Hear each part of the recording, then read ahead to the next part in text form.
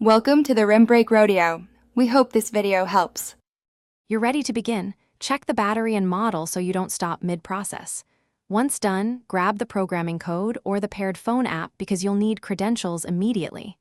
Now face the keypad and make sure the door is closed. This prevents false status reads.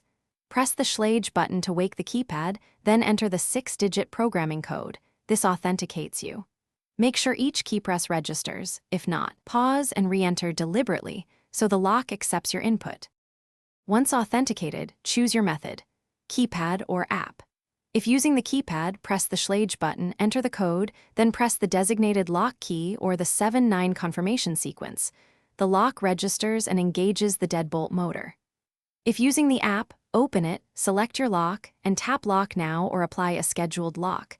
The app sends the command over Bluetooth or Wi-Fi. Make sure to watch the LED and listen for the motor click, because those confirm the bolt. After the motor clicks, verify the bolt, push the door gently or try the handle to ensure it's locked.